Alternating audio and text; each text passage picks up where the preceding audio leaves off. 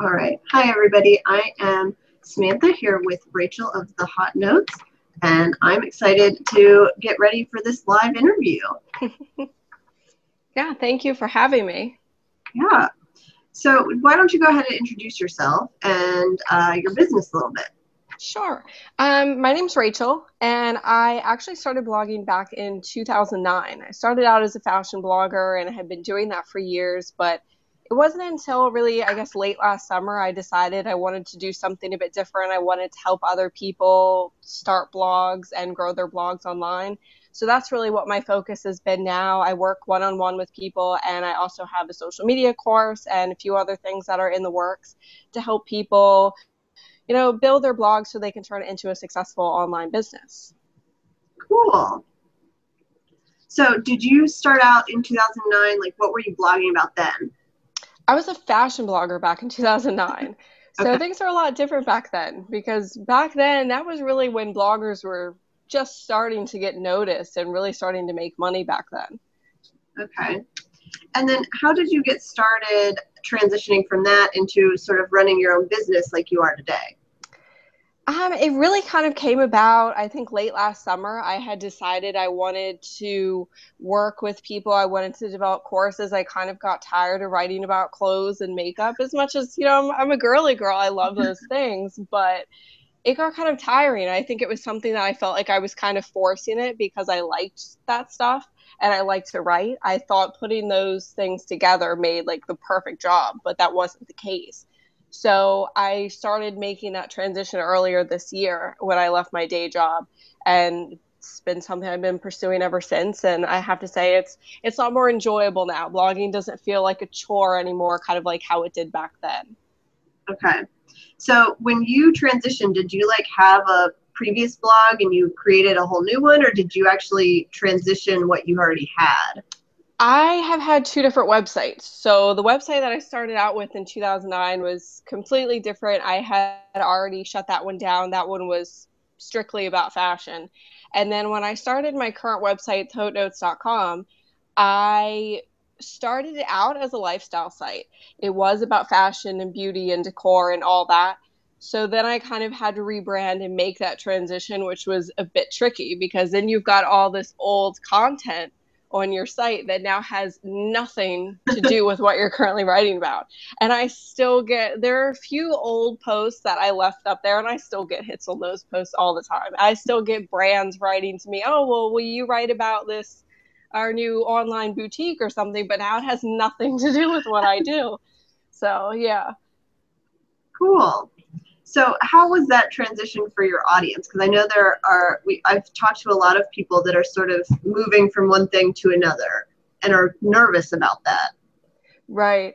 It was a little tricky at first. I mean, my website was still kind of new and I hadn't built up a huge audience.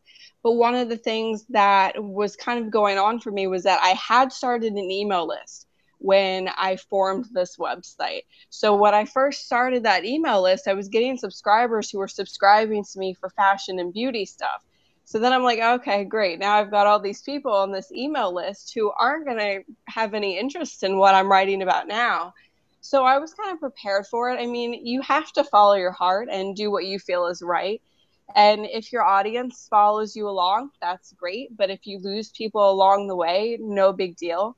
I mean, the right people will stick around and you want the right people to stay. You don't want people to stay on your email list if they're not, reading what you're writing. So it was definitely scary at first because you don't know how it's going to work out. But I was a lot more passionate about it. And really, my social media following, especially Twitter, I had spent so much time in Twitter chats and I was attracting an audience of, when I was still writing about fashion, my audience that I was attracting on Twitter had nothing to do with fashion. They weren't interested in it. So then my audience on Twitter was the audience that I want now, but my email list wasn't. And it was kind of a mess, but I knew it was something that I had to go through to, get to where I wanted it to be.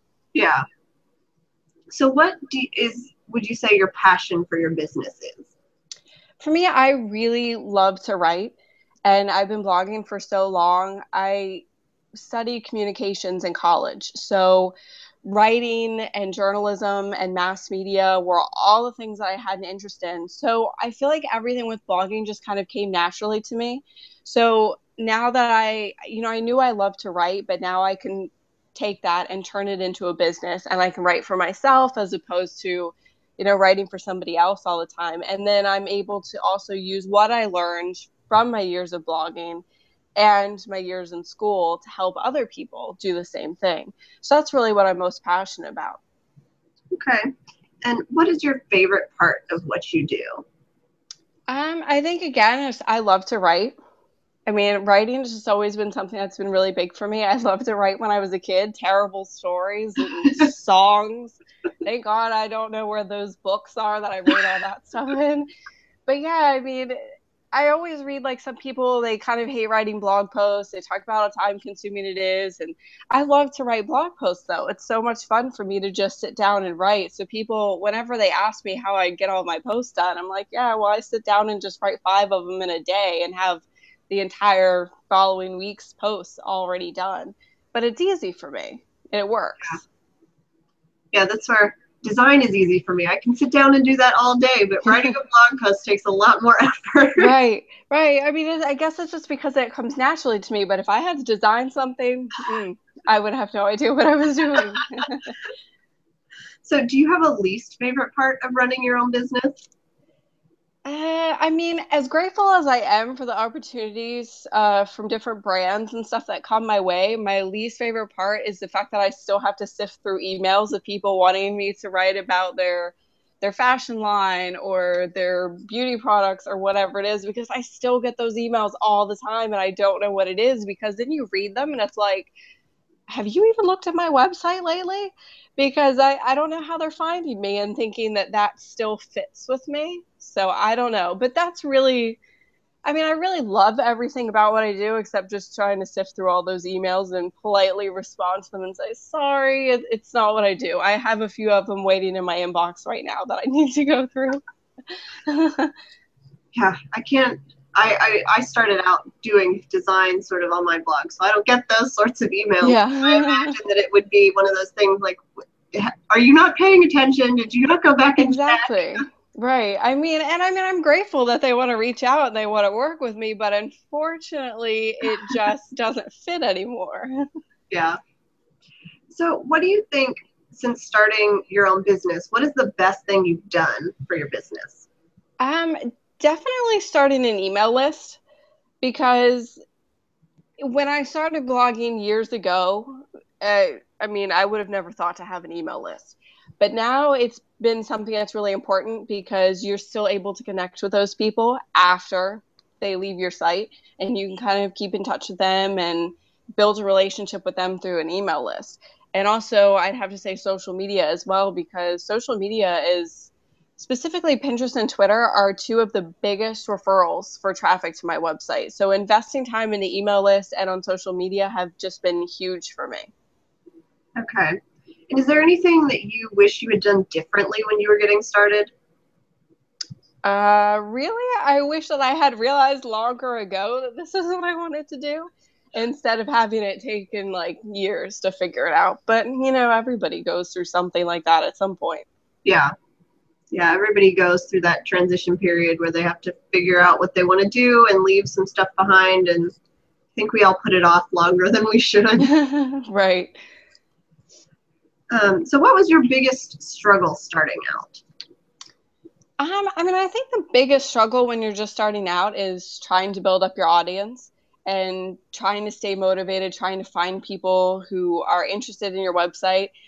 You really need to know who your target market is and who you're trying to reach with your blog, and making sure that you're actively going out there and finding people. Because if you're just sitting there and you're posting stuff on your site, well, that's fine. Sure, eventually people are going to find you, but you need to actually be putting in the effort. You need to be putting in the time and the work to build up that audience. Yeah. So I'm interested, because you have your socially coveted course and you talked some about social media. So how do you use that to find the people that you want to join your audience? How do I use social media? Yeah. Really a big part of it for me is when it comes to Twitter, like Twitter chats. Twitter chats are a fantastic way to meet new people because if you find the right chats where your audience is hanging out, it's such a fantastic way to make connections. I mean, that's been a huge part of the reason that I've been able to build up a following on Twitter. And I've been able to develop friendships with it and create collaborations. I mean, we talked about this through a Twitter chat. Yeah. So, using Twitter chats and really just being active on social media and making the connection with people. And then like Facebook, I don't use Facebook for business. I hate Facebook. It took me years to even make a personal Facebook page. I refuse to do it. And I hate that they make you basically kind of pay to play. When you post something, your content isn't going out in front of everybody. But I still find it worthwhile to participate in Facebook groups because you meet a lot of great people there. Just like in Twitter chats, it's a good way to kind of make connections. So for me, it's really just about being consistent on social media, making sure that you're promoting your business, but you're not talking about yourself 24/7 because nobody is going to want to listen to that. You definitely want to make sure that you're mixing it up and kind of being, I always say, like a hub of valuable information for people. So don't just talk about yourself all the time, but also share other information that you know your audience is going to enjoy. And, it sounds so simple, but it's really not that difficult. You just have to know what you're doing and know who you're targeting to be able to get the right people to follow you and then get them to click on your links and go to your site, buy your products, and all that good stuff. Okay.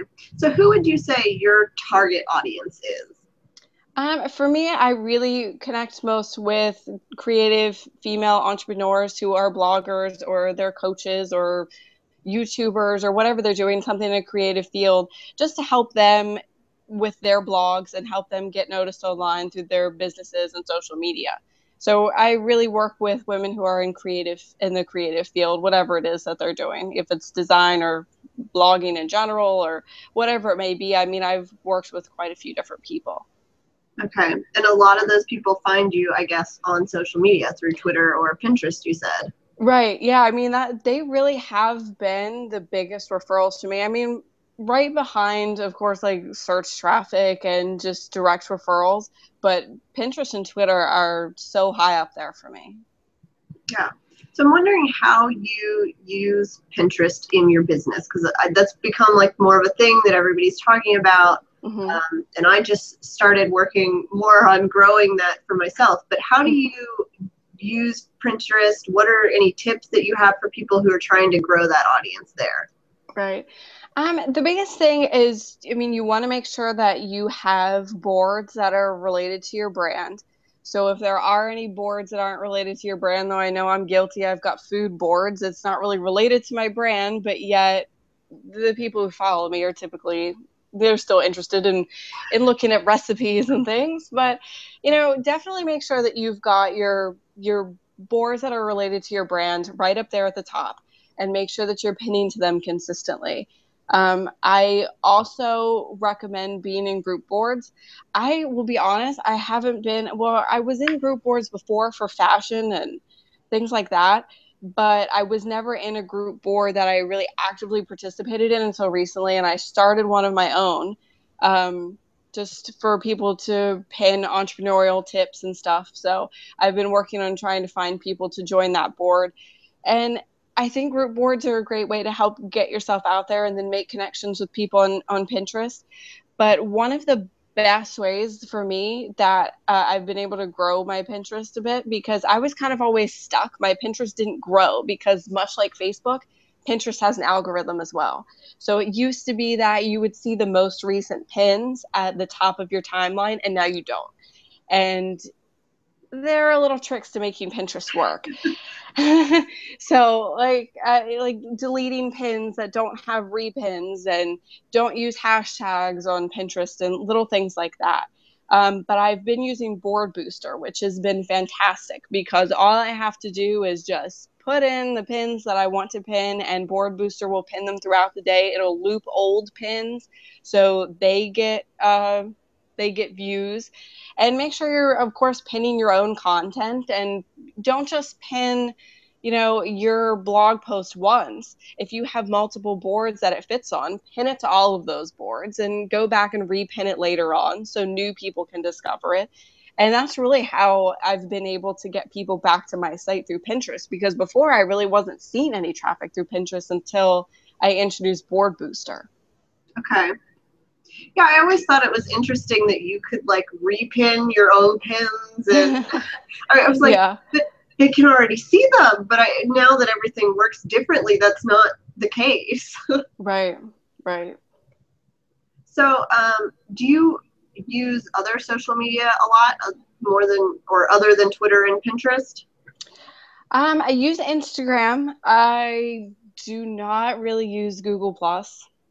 I tried to use it before, but I mean, does anybody really use Google Plus? I don't know. I don't think so. I mean, I tried to use it, but I just found that most people weren't. So I kind of felt like, well, why am I going to put the effort into it when I feel like nobody's here? And I have a LinkedIn page. I don't even look at that. I have all like, I don't know, 10 connections on there, if I even have 10, because I don't use that. But for me, it's really about Twitter, Pinterest, and Instagram, because like I said earlier, I hate Facebook. I hate Facebook. So, but yeah. So what, like I feel like there are new social media things coming out all the time, and different things get big or they go away. So how do you recommend somebody who's trying to figure out where they can fit, can just not get overwhelmed? Right. And I mean, it is easy to get overwhelmed because you have to think about the fact that there are all of these platforms. There's always something new coming out. Like for this year, it was Periscope. Periscope blew up earlier this year. And I mean, if it's not right for your audience, don't bother with it. You really have to figure out where your audience is. If your audience is hanging out on Facebook, but they're not on Twitter, then don't really invest as much time in Twitter, if any at all. You really want to figure out where your audience is and making sure that that's where you're investing your time, your effort, making sure that you're putting out great updates, make sure that you're connecting with people. So first, figure out where they're hanging out. And that's going to let you know where to invest your time, because, Periscope works for some people. Periscope doesn't work for other people. If your audience isn't on Periscope, well, why are you going to do Periscope broadcasts every day? But I mean, either way, these platforms are also great ways to make connections, but you just have to figure out where your target market is hanging out, because it gets time consuming after a while when you've got to create updates for 5 different social media platforms, and you can't just create one update and have it work for all of them. It doesn't work like that. You have to specifically cater your update for each platform. So really just figure out where your people are, and that's where you need to invest your time. Yeah. I think that's really true. And I tried Periscope for a while, and I would get like 2 people view it. I was like, this is just not worth my time to put in the effort to do this. Right. And I mean, I've kind of felt the same way. I started out with Periscope, did a broadcast, but to me, I was like, oh my God, I feel really nervous, like sitting here trying to do this.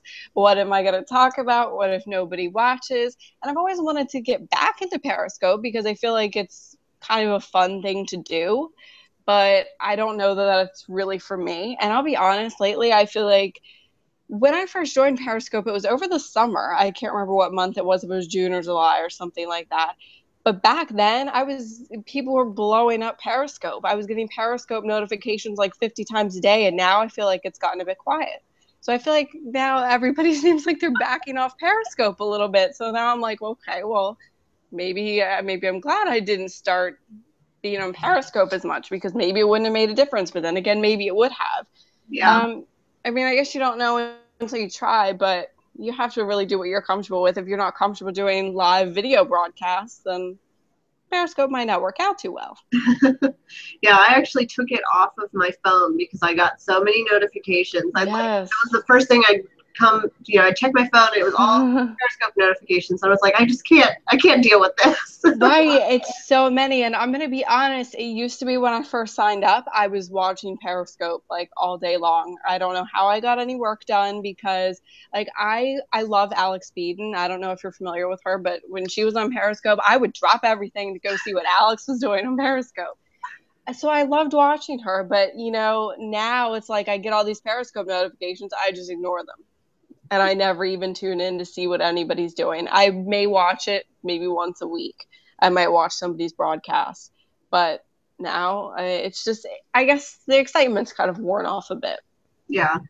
So how do you balance, because you have clients, you have your blog, and you obviously have a life outside of all that. So how do you balance all of that? I mean, for me, it's really just important to make sure that you kind of take time for yourself. I try not to do any kind of work on the weekends.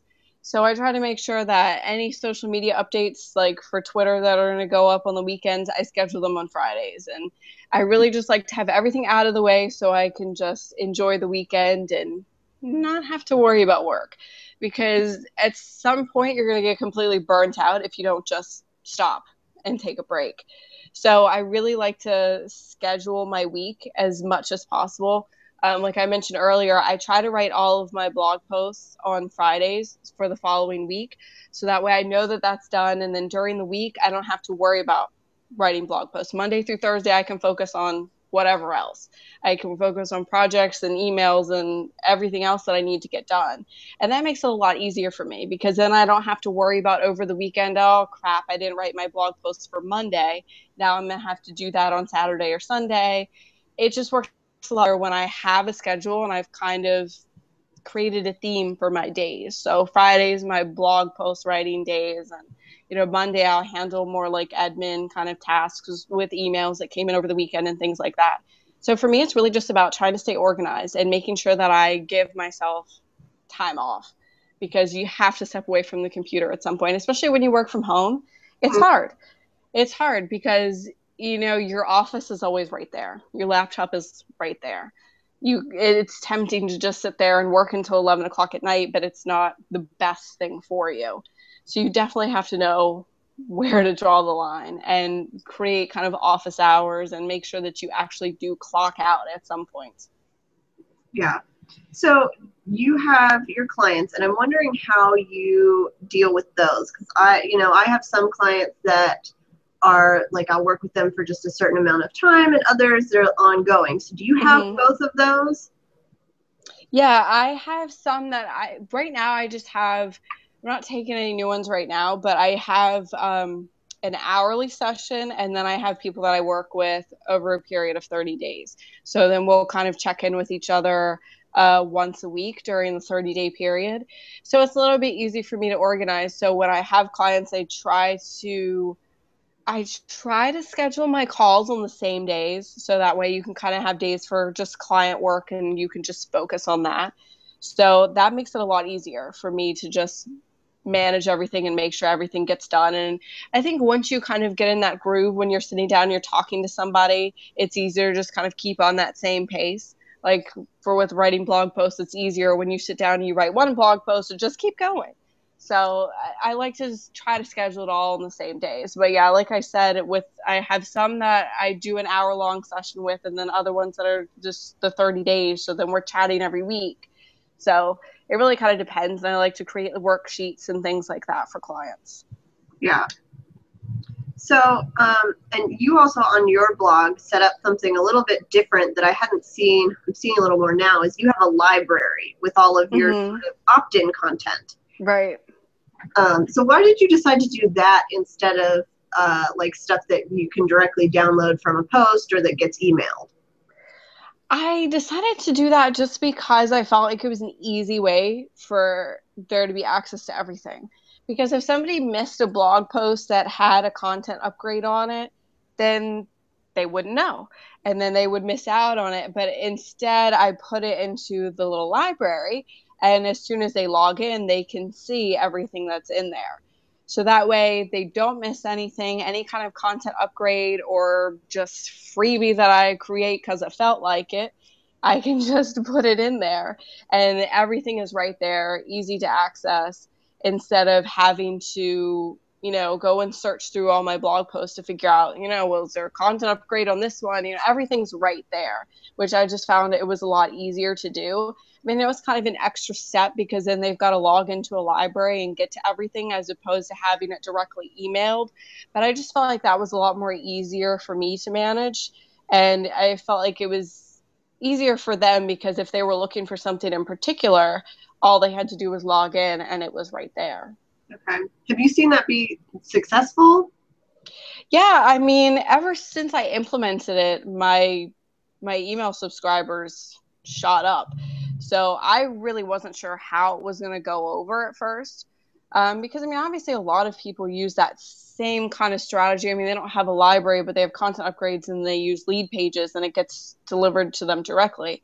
But, I mean, it's helped me get more subscribers to my email list, and I constantly check like the downloads to see what people are downloading. And I mean, people are going in there, they're downloading the ebooks or the worksheets and everything. So I mean, I always get emails from people, asking questions or saying they really liked this or that. So far it's been working out really well. I definitely want to, focus more time and energy onto that and adding more freebies into it though. Good. Yeah. I'm glad that's working out because I Yeah. think that for some people that just tends to work better. For me, I'd rather have everything in one place, Right. search through. And then I feel like Right. you're signing up for somebody's email list over and over and over again to get a download. Exactly. So I mean, instead, and then I just include the link and the password in all of my emails. So all they have to do is if they see an email from me, and then if they decide, oh, well, let's go see what's in the library that's new, or and sometimes I'll send out an email like if I just added something, so that way people know that something new is in there, so they don't miss it. So then they can just log in and everything's right there. All they have to do is click a link and download it, and they're good to go. Yeah. So, and you have your socially coveted course. Mm-hmm. So, can you talk about like what's included in that and sort of what you're teaching? Right. So it's a 4-week course. In week one, we really talk about branding your social media platforms, writing bios, and creating branded headers and things like that for Twitter and Facebook, and making sure that your content is on brand for when you're posting, when you're creating graphics. And then in week two is when we start to go into the specific platforms. We talk about Twitter and Facebook. And then in week three, we talk about Instagram and Pinterest. So when I discuss each of those platforms, we talk about how to gain followers, how to increase your engagement, and how to make sure that you're getting those people to click over to your website. And I also go into the good ways to build your following, like on Twitter, Twitter chats, or participating in Facebook groups or photo challenges on Instagram.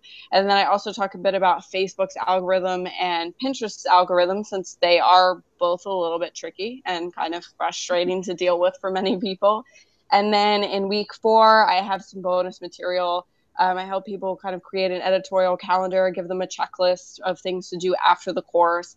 And also working on creating some bonus material that's going to go along with that. Okay. Is that like something that runs all the time, or does it only open at certain times? I was originally having it to be an open and close launch because I thought it would be more fun to do it that way. I don't know why. I just like the idea of being able to launch it every so often.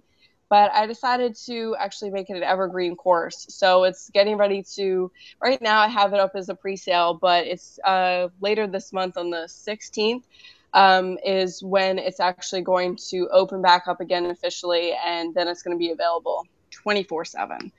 So I just kind of felt like I didn't want to keep doing open and closed launches with it. It's a pretty affordable course.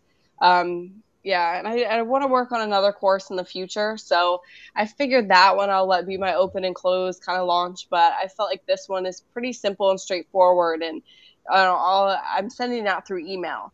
So all I have to do is just make sure that the emails are ready to go in the automation. And then it's pretty simple from there. So that's why I figured I would just switch it over to Evergreen.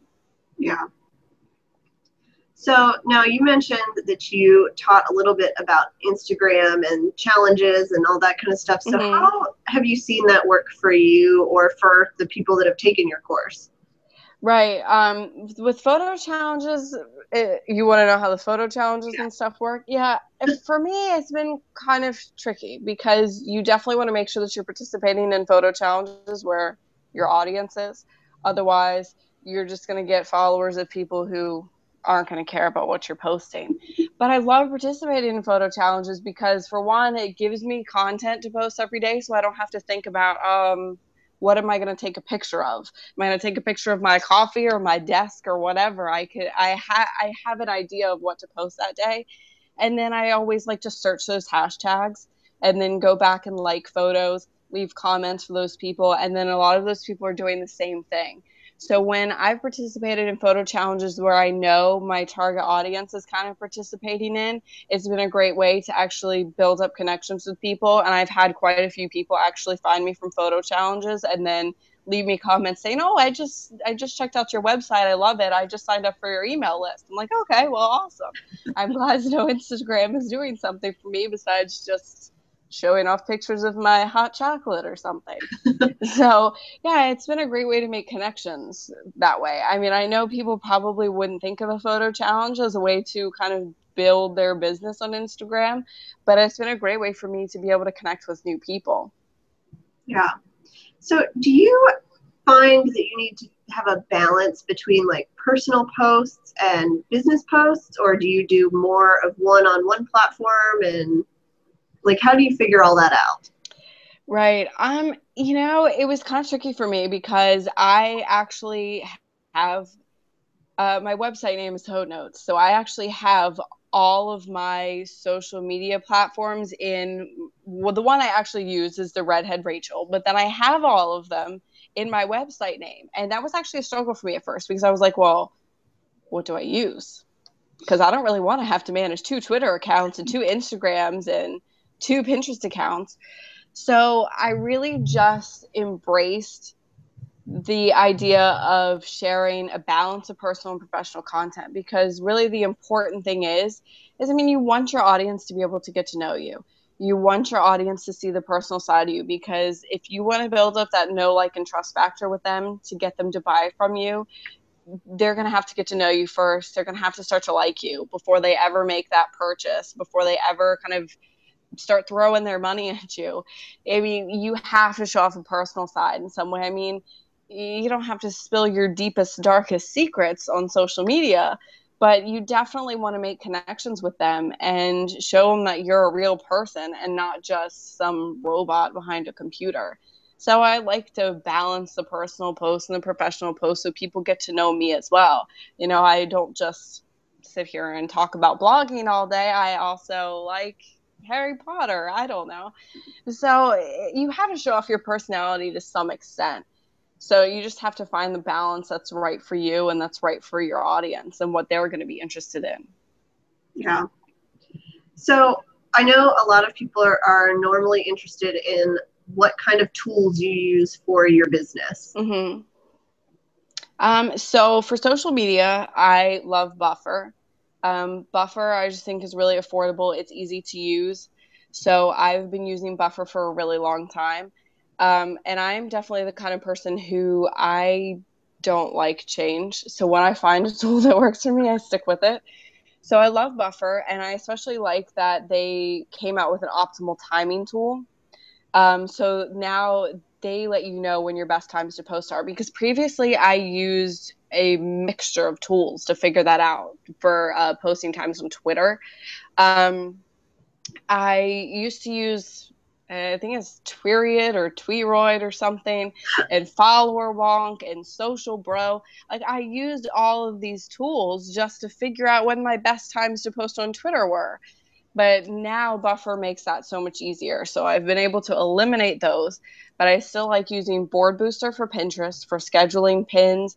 I like to use Iconosquare, which is for Instagram.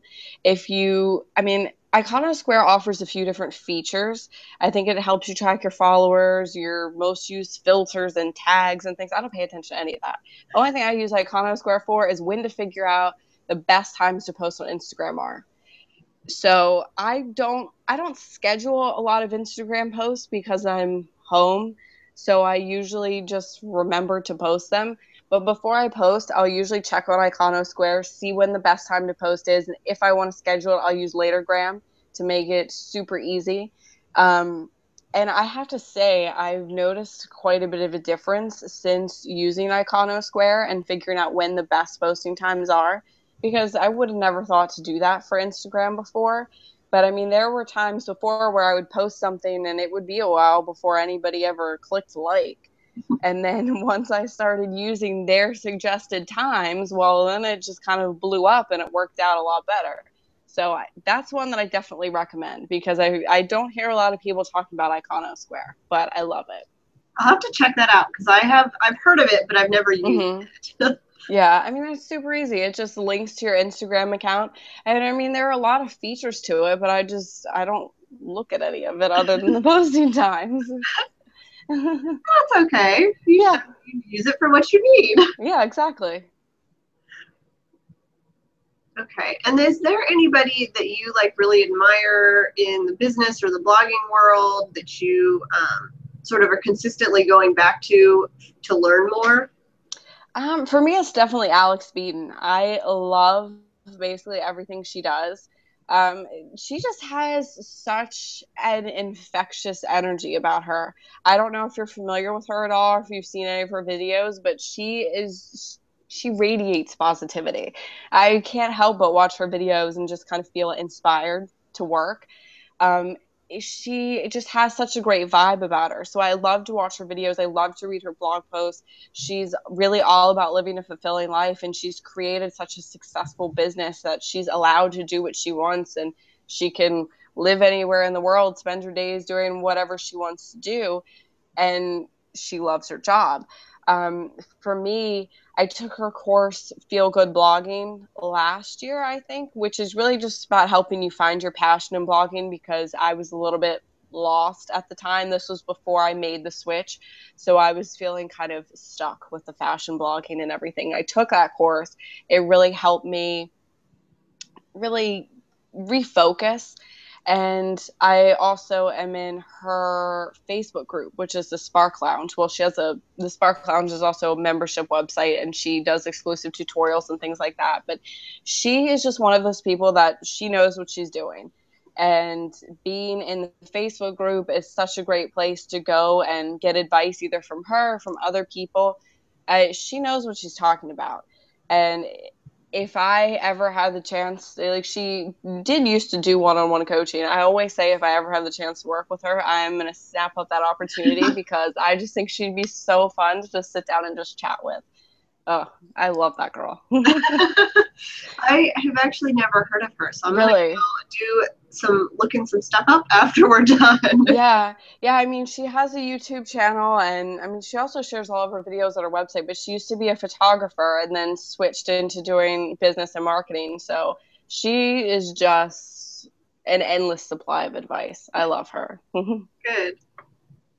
So do you have any other advice for social media and using social media before we get into our closing questions? Really, I mean, the main thing that I have to say is just make sure that you're engaging with people on social media. I think a lot of people forget that social media is meant to be social. Don't just sit there in your buffer feed typing in all your Twitter updates and think you're done. It's still important to check in and see what other people are posting about and read what they're writing and respond to them and reply to the replies that you get. Build a connection with people. I mean, if you want somebody to convert from being just your social media follower to being your blog reader or a customer or client, you have to build that kind of connection. And social media is a fantastic place to do that and to be able to create that relationship with people. And I know that sounds time consuming, I guess, but it's worthwhile because you want those people to like you and you want them to trust you. And if you take the time to just talk to somebody, get to know them a little better, I mean, you may get a customer out of it. You may get a new friend out of it. I mean, I've met so many great people through social media, and it's just it's as simple as just starting a conversation with somebody. And I just feel like that's something so many people forget to do nowadays, because we have all these tools to help us automate it. And we kind of forget that, there's a real person sitting there because they're not communicating with you. Yeah. And I think that especially for people who work from home like we do, I don't get all of the social connection that I might want in my day to day. Right. We don't work with people anymore, and that's a Mm-hmm. great place to go and really build those relationships you don't get when you're not in an office. Exactly. And I mean, it's not like you need to be checking in Twitter 24/7. For me, I just like to block off certain times a day where I will go check Twitter, see what other people are posting, and see if there's somebody I can, write back to or anything like that. You don't have to check out everybody's timelines. It's just as simple as signing on and seeing what other people are writing about, seeing what the current news is or whatever. Yeah, it's true. So what advice would you give to people who are just starting out in an online business or starting out blogging? Definitely stay motivated. You're not going to build an audience overnight. I know a lot of people probably see other bloggers and see them getting all these comments and having all these followers on social media, but to be honest, it takes a while to build up that kind of following. And I think so many people think it's going to happen like that, and it just doesn't. You have to put in the time and effort to see those kinds of results. And even still, I mean, I've seen Twitter accounts with 20,000 followers, and you can see that that person's tweets aren't getting any kind of engagement. So, another thing to consider is that it's not all about the numbers. You also want to make sure that you have quality people following you. It's not just having a quantity of people. You just have to put in the time and effort. And if this is something that you're truly passionate about, you'll be able to keep pushing forward. You'll be able to make it work. Yeah. Yeah, I think we see these big bloggers now who are doing so well, and you don't get their whole backstory of, well, I had to work on this for years to get to where I am, and so we think that Exactly. we can do it right away. Exactly. I mean, they think it happened overnight. They think they just said, hey, I'm going to start a blog, and they started making money from it in a month. Well, no, it didn't work out that way. I mean, I started blogging over 6 years ago, but it was a while before I worked with my first brand on anything. And it takes time. It takes time and dedication. You have to be able to push yourself and move forward. Yeah, And it can be tough at first because when you're not seeing those results come in, it can be very discouraging. But you have to have that passion to be able to push yourself to move past it and to keep going. yeah. And I think that's where building relationships comes in too, is because when you actually get to engage with people, it feels more meaningful. And once you engage with somebody, they can spread the word, and that means a whole lot more to somebody than just seeing a blog post on your Twitter feed. Exactly. So what are your goals for the next 6 months? For the next 6 months, I have another course that I want to work on, and then an ebook that I'm actually hoping to do by the end of the year. I guess we'll see how that goes. Holiday time is a little crazy to try to get anything done project wise, but I'm hoping to have another little ebook done by the end of the year. But other than that, the second course that I want to create is definitely my long-term goal. Okay. And what are you working on anything right now that people can check out? I know you've got your course that's opening up on the 16th. Is there anything else people can check out right now? Right now I'm focused on putting the finishing touches on that course content. I'm relaunching it, so I kind of wanted to redo a few things and change things up a bit. And other than that, I was working on just adding some more stuff to the library, because that's really one of the most important things to me, is making sure that there's a lot of resources in there for people that are totally free and that they can go check out whenever they want. Cool. All right. And I have all of the links that you sent me that people can check out. So your social media accounts, your website, and your course that's going to get ready to start. So everybody can check all of those out. And I'm excited to see what comes out of all of that. Awesome. Thank you. All right. Did you have anything else you wanted to share before we finish up? No, I think that's everything. I mean, obviously you included on the site that anybody who's interested in purchasing the course, they can use lemon20 as the code and get $20 off. So All I right. figured I'd create a little something special for everybody who's tuning in. Okay. Well, thanks so much for joining me, and I hope you have a wonderful rest of your day. All right, thank you for having me. You too. All right.